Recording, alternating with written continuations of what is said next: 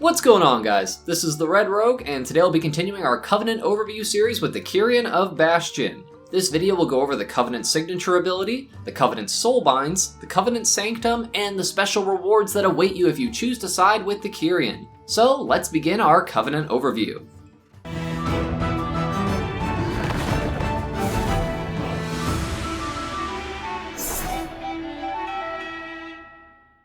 As a quick reminder, this video is segmented out so you can jump around to whatever information you so choose to, and I'll also be leaving a comment pinned if there's any additional information I overlooked or just flat out forgot to mention for hamster brain reasons. So let's talk about the Kyrian. The Kyrian are considered the most noble, pure, and selfless of the four covenants, and reside in the exceptional idyllic looking zone that is Bastion. Their purpose in the grand scheme of things is to ferry the souls of the dead to the Shadowlands, where their fate will be judged based on the lives they left behind. Things aren't quite going according to plan as of lately though, and without spoiling too much of the story for you, it's causing a lot of issues in the Shadowlands. There has been a rift in the loyalty of the Kyrian, with some not trusting the way things have always worked and instead want to try and spice things up a little bit. For the leveling process, Bastion is the first zone we'll be partaking in, and you'll be given the opportunity to try their Covenant signature ability and your class-specific ability during that time. Once you hit level 60, the Covenants of the Shadowlands will send representatives to Oribos, the main hub of the expansion, and will try to curry your favor with promises of cool abilities and mounts and transmog and stuff like that. You'll get a chance to look at examples of each Covenant's offerings at this time before making your decision. Don't worry if you change your mind later though, it is possible to switch covenants, though returning to a covenant you left before does require you to jump through some hoops. Anyways, after selecting the Kyrian, you'll be sent back to Bastion to partake in a welcoming ceremony, and then you'll be given access to your class-specific covenant ability, as well as the covenant ability of the Kyrian. Well, technically it's abilities, but we'll start with Phial of Serenity. Phial of Serenity is a potion that will restore 20% of your max health, as well as remove all diseases, poisons, curses, and bleed effects from you. This is on a 3-minute cooldown. This is a pretty snazzy defensive ability, especially if you don't have any ways to cleanse or remove debuffs on your own. The potion is also on its own separate 3-minute cooldown, so it doesn't count as a health potion since those are on 5-minute cooldowns. It also doesn't appear to be on the health stone cooldown either, which is pretty sweet. As a downside though, this one does not start its cooldown until you're out of combat, meaning in a raid fight you're only going to get this thing off one time, just something to keep in mind. Now you might be noticing in my spellbook that I don't have Phial of Serenity as a spell, and it's just an item. That's because you need to summon your Steward to bring you some. Summon Steward is a 5-minute cooldown, and when you use it, this pudgy little owl man will come and bring you 3 Phials of Serenity. You can only hold 3 of them at a time, by the way. What's cool about this little owl man is that he has a bunch of extra features you'll have access to. For example, you can use him as a vendor once per hour to sell crap, and he sells food and water for all the baddies out there who can't remember to stock up on water when they plan on pushing Mythic Plus keys like some people I could mention. But wait, there's more. He also lets you change your talents for free once every 4 hours, and once a day you can tell him to tell a nearby player that they're super great and it'll put a buff on them. Kinda like that Best Friends Forever necklace toy from Mists of Pandaria.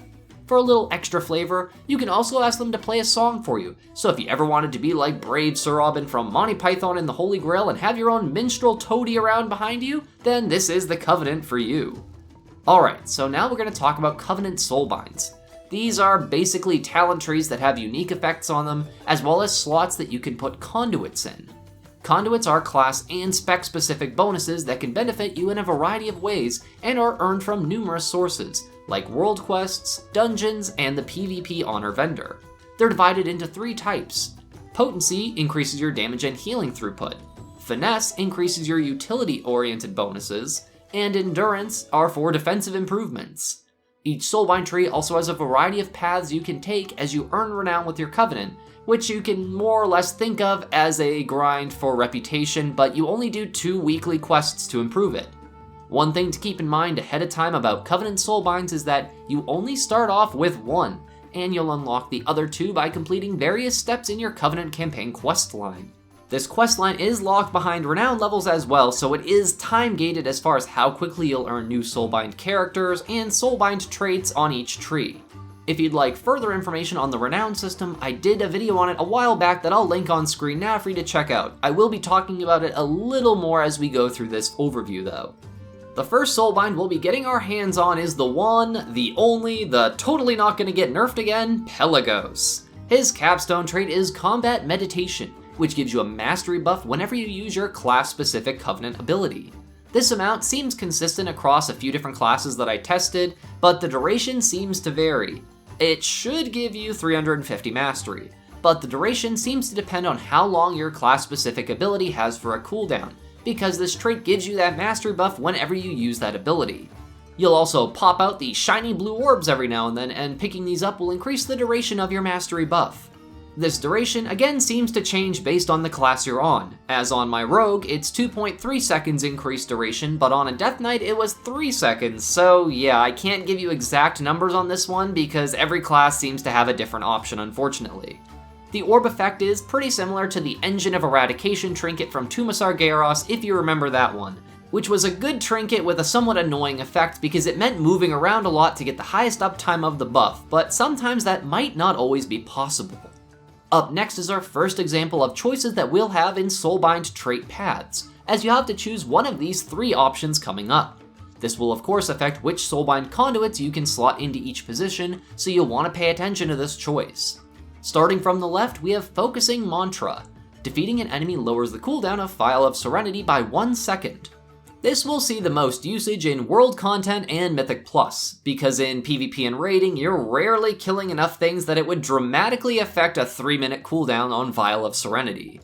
Next, we have Road of Trials. Defeating an enemy grants you a 10% movement speed bonus for 20 seconds. This effect is increased by defeating a powerful enemy, which generally consists of things like raid bosses or dungeon bosses. I really can't see much use for this one, honestly, other than in old content like farming dungeons and raids. Movement speed is nice, I suppose, for a slow class, but you'd have to pick up an endurance conduit just to use this buff instead of a potency conduit. I guess maybe as a tank or a slower healer it's possible, but still very unlikely. And Phial of Patience. This will make your Phial of Serenity heal you for 35% of your health instead of 20%, but it heals you over 10 seconds instead of instantly healing you. This could be moderately useful in some cases, since 35% of your health will of course become a larger amount as we gear up and get further in the expansion and have larger stamina values. After a connecting endurance conduit, we have another split. To the left, we have Bond of Friendship. Defeating an enemy reduces the cooldown of your Steward's non-Phial service by 30 seconds. So like your free talent changing option or your vendor option, but most importantly, being able to tell your friends how awesome they are. I'd much rather the alternative choice, Cleansed Vestments. This causes you to have a chance to gain a random goodie bag when you kill enemies. This goodie bag will give you things like tailoring cloth and enchanting materials, and yes, it can go all the way up from the regular enchanting dust all the way up to the epic Eternal Crystal item, though it's of course exceptionally rare. Definitely a nice way to increase your passive income while leveling and doing content, since even if you're not a tailor, you can either give these to a tailor or, sell them on the auction house. And lastly, Let Go of the Past. This makes any time you use a spell or ability proc a 1% versatility buff for 6 seconds. It works kinda like the Windwalker hit combo talent, and every time you use an ability that wasn't a duplicate of your prior one, you'll gain another 1% versatility buff. This will stack up to 3 times, and it doesn't matter if you hit the same move multiple times in a row, as long as you hit something different within that 6-second window. This, for most classes, has an exceptionally high uptime, so it's basically free DPS and healing and less damage taken. Unless you're like spamming flash heal on a tank or something because they break like an uncooked pasta noodle, then you might not see quite as much uptime with it. On our next Soulbind, we have Kleia. She starts with Valiant Strikes. Your critical strikes grant you stacks of Valiant Strikes, and you can have up to 20 of them. If a nearby party member drops below 50% health, you'll consume these stacks to heal them for 1% of their maximum health for every stack you had active. This next part is a bit misleading, but basically anytime you trigger this healing effect on anyone, you can't trigger it again for 60 seconds. So it's not like, oh, it worked on one person, so it'll work on another person as well. It only works 1 time a minute. While this means it won't trigger quite that often, when it does trigger, it should be pretty sizable every time. This could prove exceptionally useful in basically any situation, so it's definitely quite a nice trait even though it's not a damage or stat bonus or anything like that. And as a heads up, you do count as your own party member, so you can actually heal yourself with it too, which is nice. To the left with our first potency conduit, we have Mentorship. When above 90% health, you increase the max health of party members by 5%. From what I've seen, this doesn't seem to affect you, even though technically you are a member of your own party, but I guess that's semantics. As far as I'm aware, this does not affect raid groups either. Otherwise, this could get kind of out of hand quickly in terms of huge stamina bonuses across that many people. Or you can pick up Ascendant Phial. Phial of Serenity renders you immune to curse, disease, poison, and bleed effects for 8 seconds. This in PvP or some Mythic Plus situations sounds exceptionally strong, and Blizzard realized this and reduced its effectiveness in raid situations before we even hit the first raid. Impressive. Most impressive. But yeah, this is pretty strong. However, you do lose out on a potency conduit if you pick this up, so keep that in mind.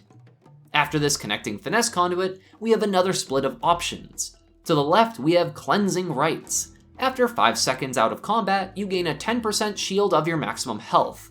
Definitely quite potent in world content, but could also see uses in Mythic Plus or PvP situations too if you can drop combat for long enough. Or you can choose Ever Forward. While above 90% health, your movement speed is increased by 10%. A simple and effective little extra movement speed buff for dungeons or raids that don't allow you to use your mount, but it's still something. Kleia's final Soulbind trait row has a split of 3 choices. Up first is Bearer's Pursuit. Your damaging spells and abilities have a chance to decrease your target's movement speed by 45% for 20 seconds. This appears to have a 1.5 per minute proc rate, so not exactly huge and kind of unpredictable, but it is where our second potency conduit slot is, so yeah, kind of important to pick up that second slot. A pretty solid option in comparison though is Pointed Courage. Your critical strike chance is increased by 1% for every nearby ally or enemy, and this can stack up to 8%. In a raid environment, this could prove very effective depending on your composition, which is probably going to be about 95% range DPS. Of course, range DPS always have this weird habit of standing like 500 yards apart from each other for whatever reason, I'm not sure why. In Mythic Plus, I could see this being quite nice if you're melee, since you'll be right in the thick of the action, which is usually at least packs of 3, 4, or more enemies, plus your tank and anyone else that's nearby. And lastly, Resonant Accolades. When receiving healing while above 70% health, or healing an ally above 70% health, 4% of that healing done is repeated over 5 seconds. Admittedly, I don't know if there is any sort of internal cooldown on this effect or anything, but it does sound like it would add up to a lot of free healing and a lot of overhealing. Lastly of our Soulbinds is Forgelite Prime Mikanikos, which is possibly one of the coolest titles I've ever heard. His capstone effect is Bronze Call to Action, which causes a battle bot to come help damage and heal for you for 30 seconds, after you use 90 spells or abilities. He doesn't seem to do that much damage or healing either. It's kind of hard to tell since he shows up as a separate thing in your details damage meter, but he doesn't seem all that powerful, unfortunately. To the left with our potency conduit, we have Forgelite Filter. When reduced below 35% health, your Phial of Serenity automatically heals you and consumes a charge. This sounds really nice at first, but it also puts it on cooldown, which, as I mentioned earlier, the cooldown doesn't reset on this until you're out of combat. So if you're in a raid fight and we're planning to hold on to that Phial for a specific moment or something, this could bite you in the fundament. To the right is Charged Additive. This causes Phial of Serenity to also knock away enemies when you consume it. I imagine this ending very poorly in Mythic Plus situations, but could be quite nice in PvP or world content. After this connecting finesse conduit, we have another split of choices. On one side is Regenerating Materials. Casting or receiving healing has a chance to improve the remaining durability of your armor.